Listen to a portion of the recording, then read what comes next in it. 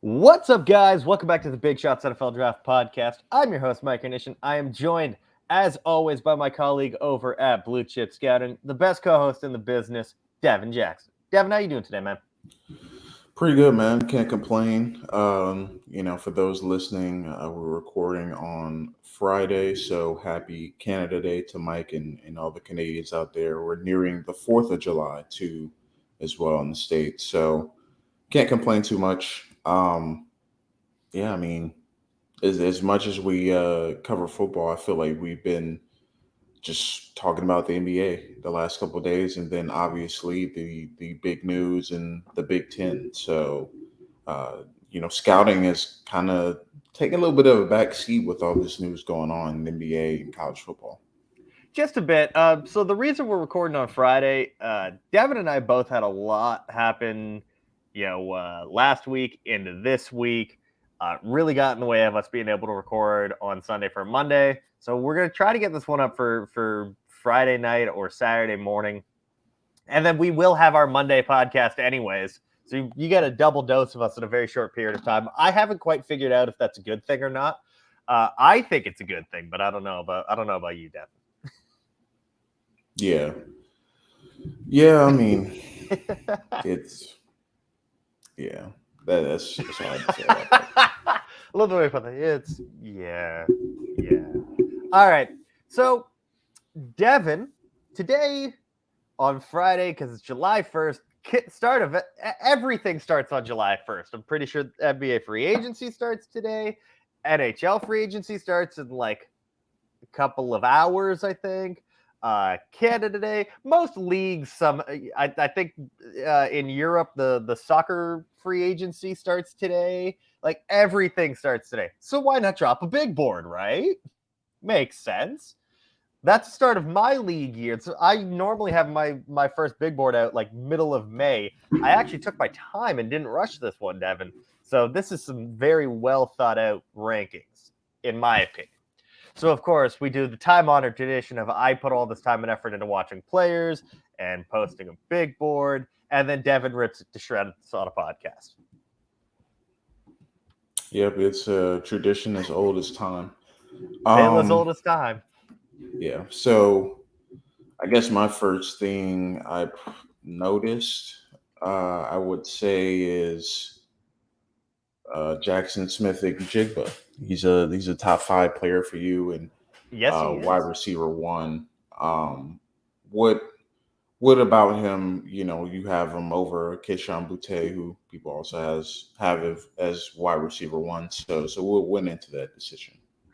I think that he's a really crisp route runner, and I think a lot of people are overthinking this because, well, you look at the production and this, that, and the third. This dude was a third string wide receiver behind two guys that went in the top 15 last year. He's fine. I mean, he worked really well in the slot. He's going to do fine on the outside. Crisp route runner, good hands, good athleticism. Comes from an athletic family. His brother plays professional baseball for the Pirates. I don't know. I don't watch baseball, but I do know his brother's a pro baseball player. Um, runs a pretty diverse route tree, all things considered. At Ohio State, I know they don't ask them to run the most complex route tree, but they do more so than, say, Baylor, where those guys come out and run a single route their entire career. And I've also learned over the years, just never bet against an Ohio State wide receiver as long as Brian Hartline is there. These guys come out ready to go. They're always in the discussion for wide receiver one. And he's got a good size profile. This is everything that you want in a top wide receiver. Now, do I think by the time the draft comes around, he's going to be a top five player? Maybe, maybe not. I do think that overall the wide receiver talent is a little lower, and I do think that when you look at my overall board, I think players like Brian Bressie, who's coming off of an injury, can rise. Noah Sewell from Oregon, Keely Ringo.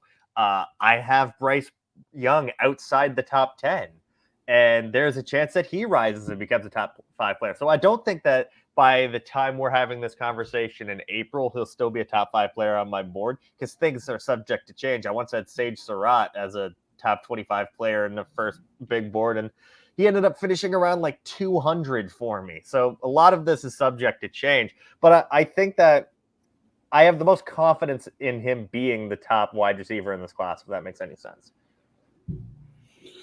Gotcha. Top corner you have on in your rankings is Keely Ringo. A little surprised by that name in the top. What would separate him from guys like Eli Riggs, Clark Phillips III that people are pretty big fans of? I came away incredibly unimpressed with Eli Ricks during his sophomore season. I was watching the film and I'm like, the ability is there. He had a great game against UCLA, and then everything just kind of went downhill. And there's a reason he ended up transferring. Now, again, a year at Alabama can do a lot of people a lot of good, and I wouldn't be surprised if he ends up being an absolute stud with the Tide. The problem is he could also very easily get lost in that depth chart. When you look at Keely Ringo, you're looking at someone that's 6'2", 205, sticky in coverage. Yeah, he had a bad game in the SEC championship game. They kind of picked at him because they didn't want to. Oddly enough, they didn't want to go at Darian Kendrick that game, which I think you and I talked about on this very podcast.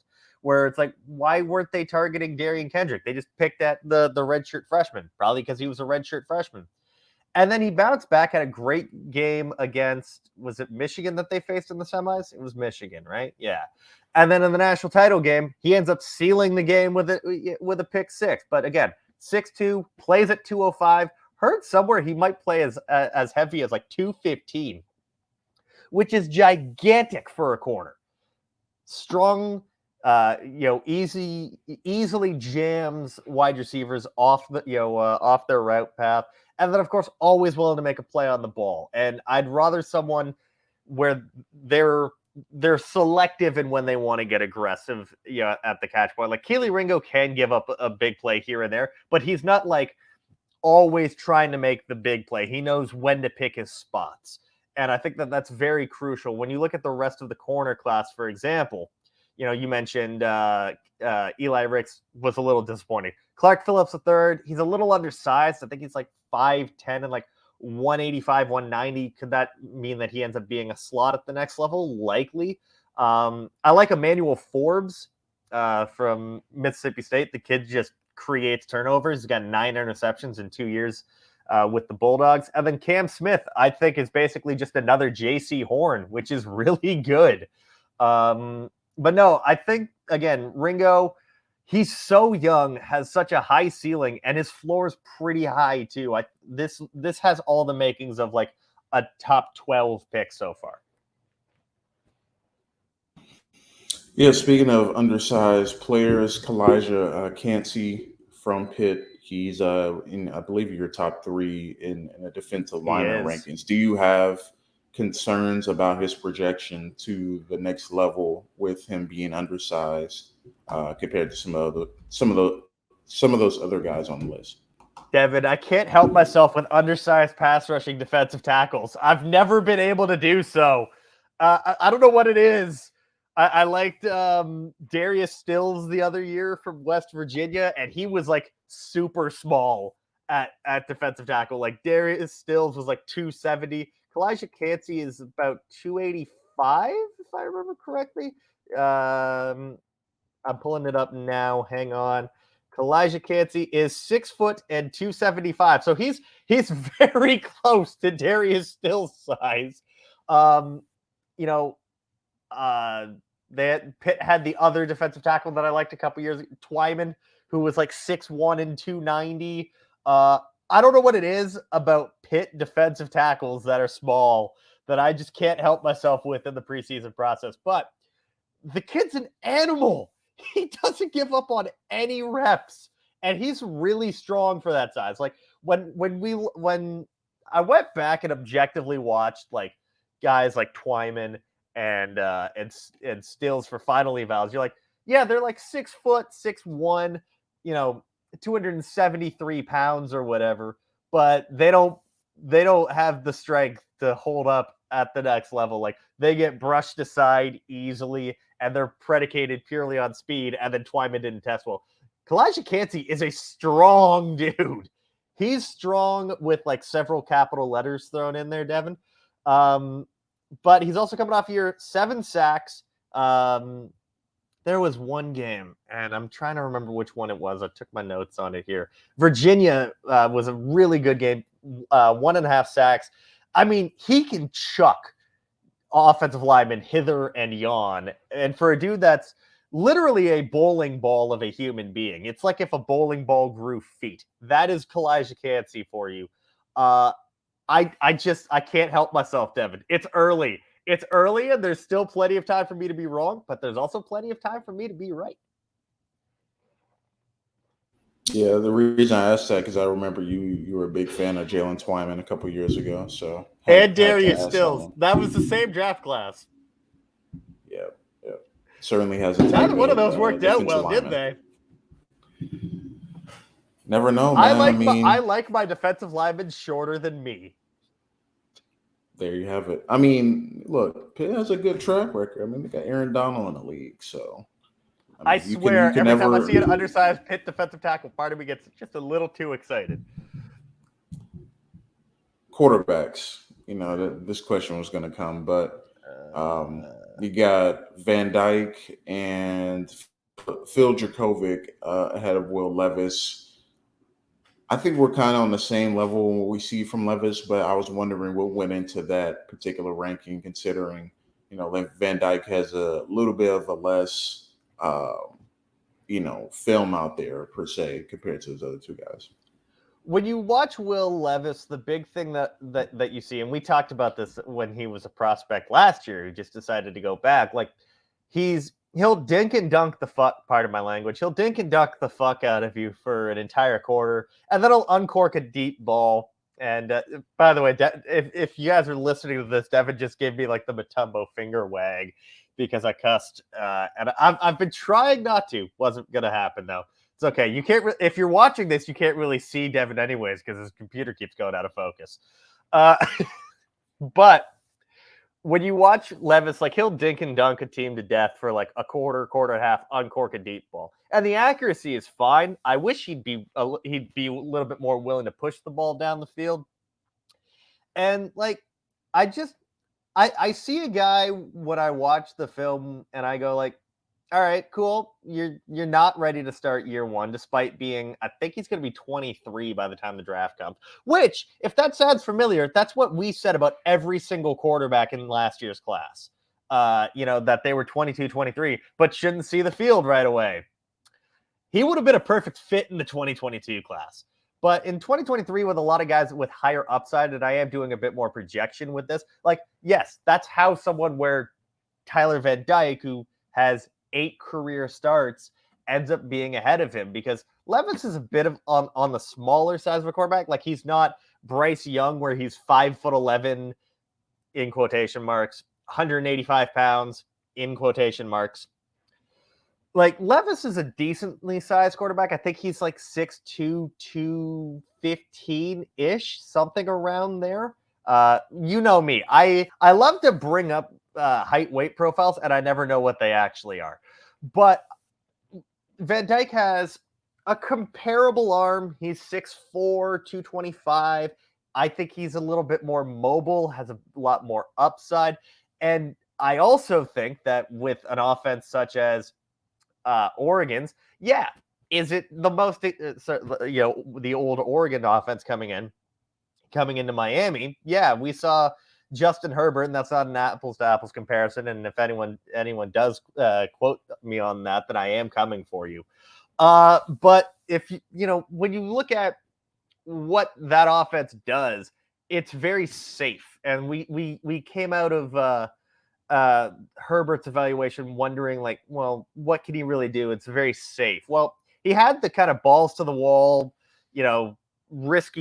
riskier throws as as a redshirt freshman last year with Miami. Now that offensive system is coming in, we're going to see what he can do in a more refined. The numbers should go up.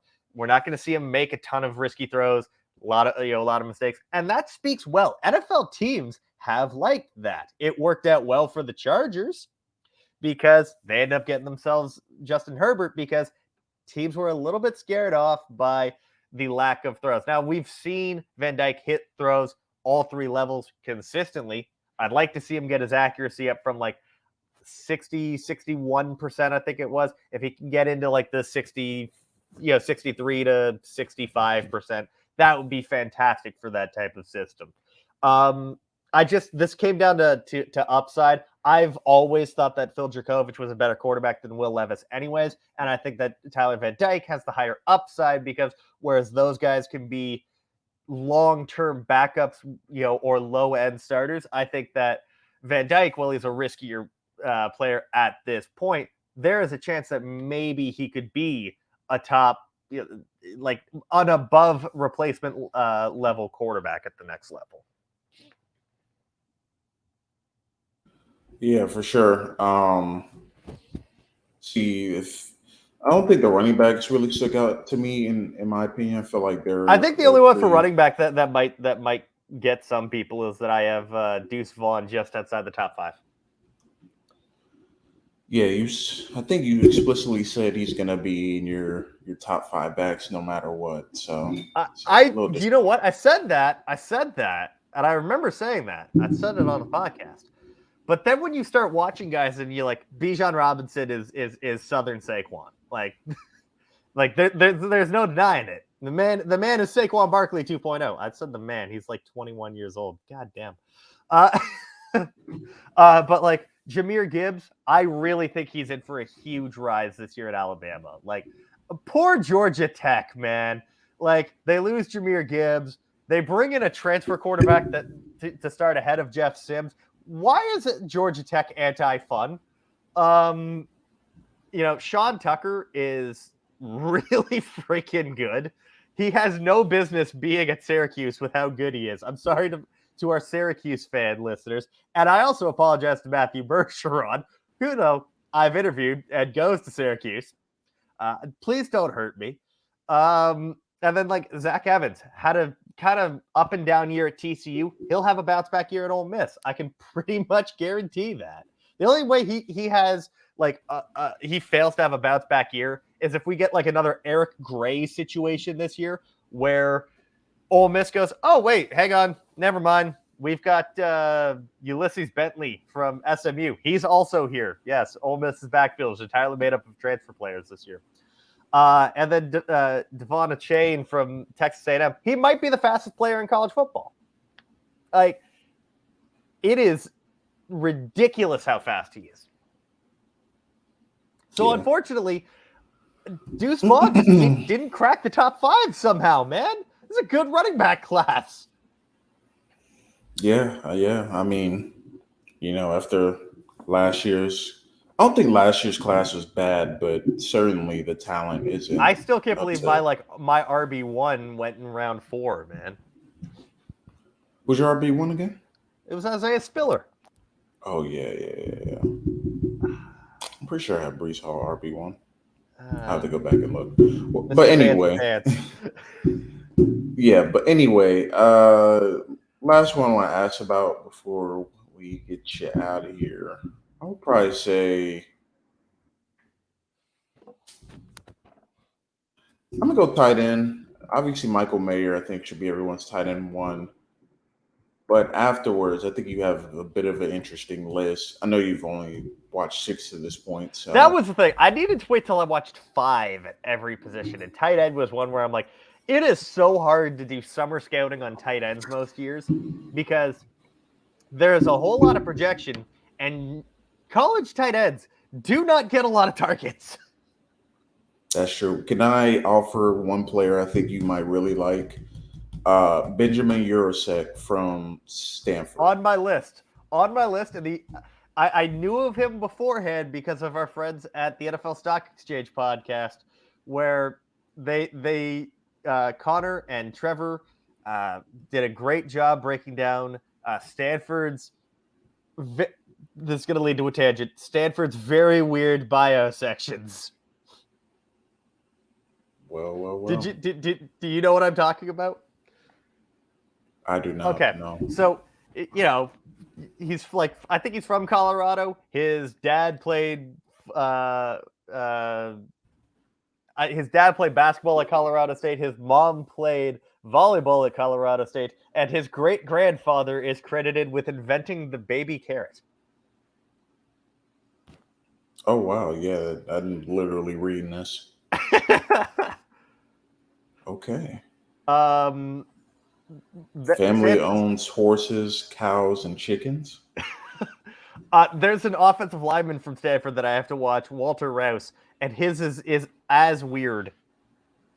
They have, son of Hillary Lucas and the late Victor Rouse. Grandfather Walter Rouse was an All-American basketball player at Loyola Chicago. Grandfather hit winning shot in overtime of the 1963 NCAA championship game.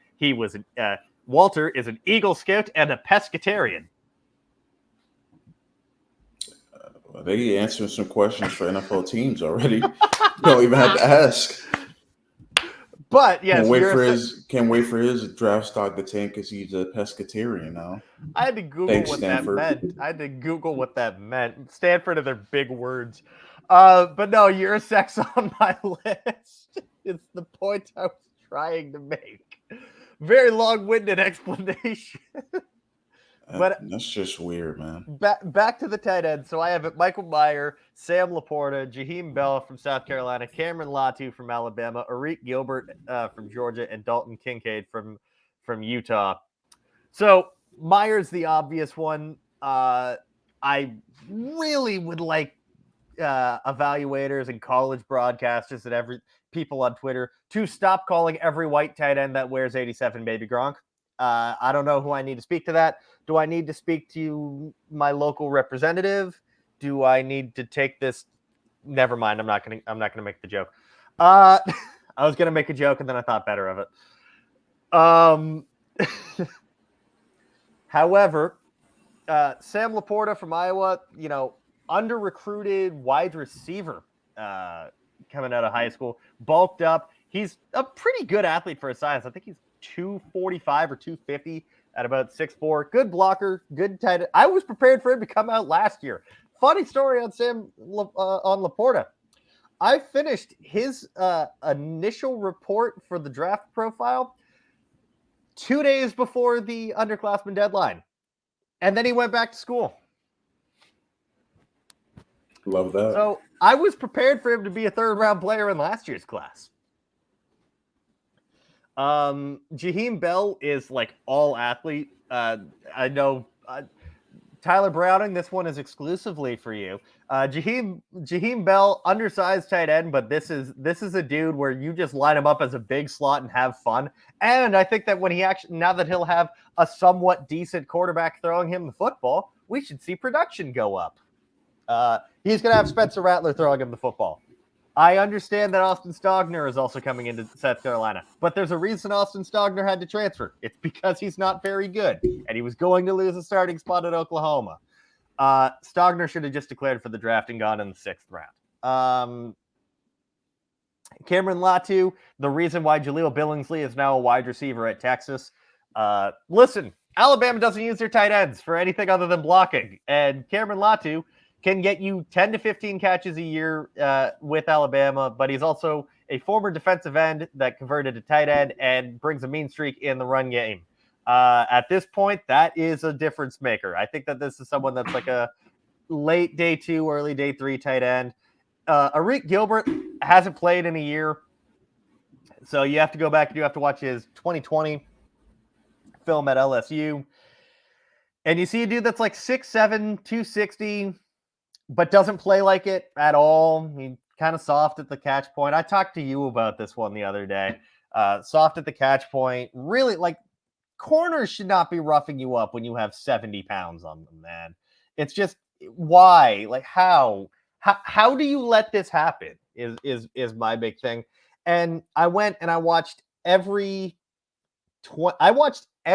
target he had from that 2020 season.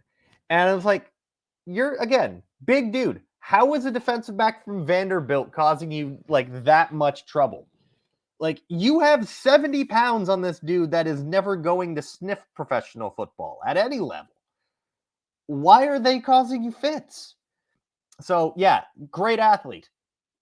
I need him to do something else at some point, and I haven't seen it. And then Dalton Kincaid could have come out in last year's class. Again, would not have been surprised if he was like an early 4th round pick. Kind of your well-rounded blocking tight end that's still developing as a pass catcher, because he played in like a wing offense in high school, which is like he walked on to Utah. He had like 3 career catches in high school because they just ran it was something out of a Canadian playbook. Happy Canada Day. But yeah, like no production. He was a 0-star recruit. So was a walk-on and has really developed in his time at Utah, finally starting to become a little bit more of a focal point in the passing game, as much as you can at Utah when they're 13 deep at tight end and just line up nothing but tight ends. Yeah, this tight end class is a little weird. I have some names I still need to watch, like Darnell Washington from Georgia. By the way, that's the other thing. Arik Gilbert is like the 3rd string tight end at his own school. But like there are names that I still need to watch. I have no idea what to even classify Jaleel Billingsley as now, because apparently he's down to 210 pounds. You're on mute. Oh, I was saying that's not good. Yeah, he's dropped to like 210, 215 at 6'3", 6'4". Big slot maybe. Yeah. I mean, I don't know if you can say big anymore. He was returning kicks last year, so maybe we've been classifying. Maybe he's been playing out of position all this time. He just couldn't get on the field as a receiver. I don't know if he's going to get on the field as a receiver either at Texas. So, I mean, I can assure you he can't.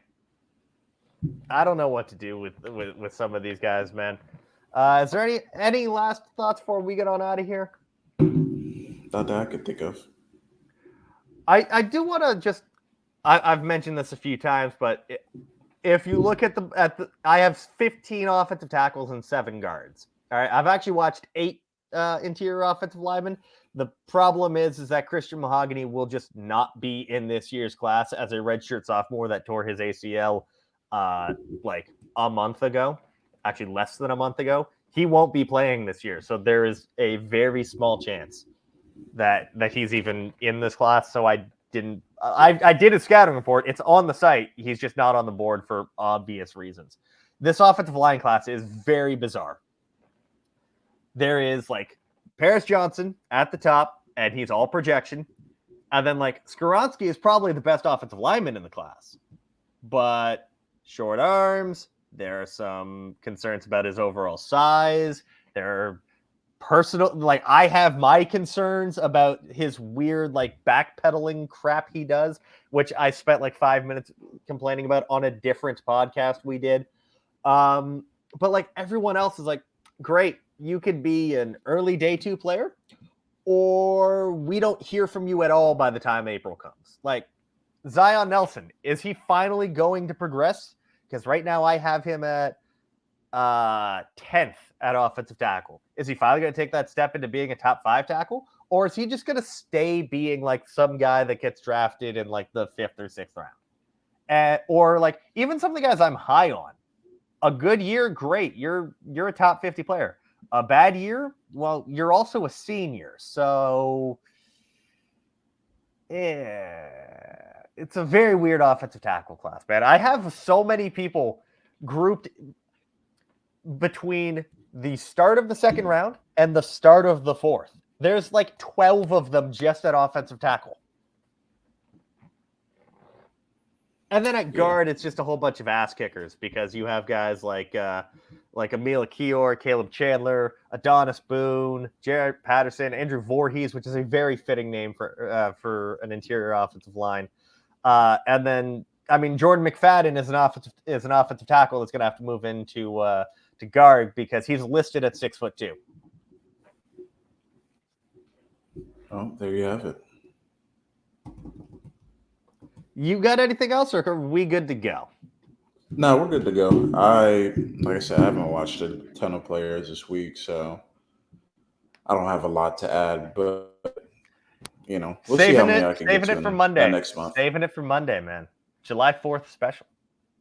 There you go. All right. Well, until next time, guys, you can find me on Twitter at MikeH_Jackson. You can find Devin on Twitter at RealD_Jackson. Follow the show on Twitter at Big Shots Pod. Follow our work at Blue Chip Scouting. Follow Blue Chip Scouting at Blue Chip Scout. We will see you guys on Monday.